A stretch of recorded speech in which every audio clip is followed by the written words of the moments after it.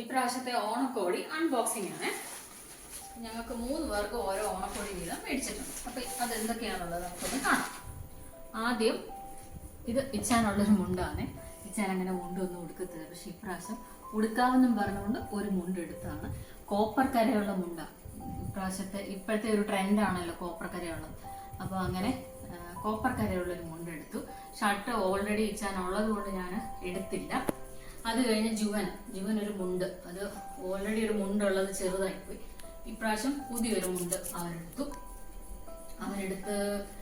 അത് കഴിഞ്ഞ് ഇത് ഒട്ടിക്കുന്ന മുണ്ട അവനെയും കൊണ്ടുപോയിട്ടാണ് അവനെടുത്തത്. അവൻ ഇഷ്ടമുള്ളത് എടുക്കട്ടെന്ന് വെച്ചിട്ട് ഒട്ടിക്കുന്ന മുണ്ടാണ് എടുത്തത്. കാരണം കുട്ടികളാകുമ്പം അത് അവർക്ക് സൗകര്യം. അതുപോലെ ഒരു ഷർട്ട്, ഇത് പുതിയത് എടുത്തതല്ല, ഇത് ഗിഫ്റ്റ് കിട്ടിയത് അവന്.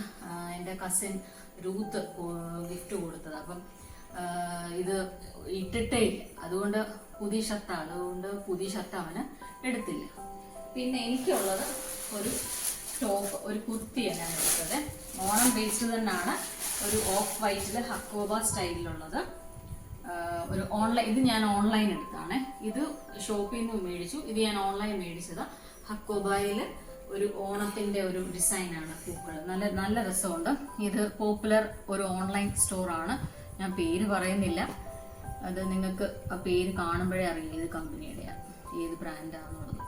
ഓക്കെ, അപ്പം ഇതാണ് ഞങ്ങളുടെ ഇപ്രാവശ്യത്തെ ഓണക്കോടി. ജോന് ഇഷ്ടമായോ? ഇഷ്ടമായി. ഓക്കെ, അപ്പോൾ നിങ്ങൾ ഓണക്കോടി എല്ലാവരും എടുത്തെന്ന് വിചാരിക്കുന്നു. എല്ലാവരും ഹാപ്പി ആയിട്ടിരിക്കാം. എല്ലാവർക്കും ഹാപ്പി ഓണം.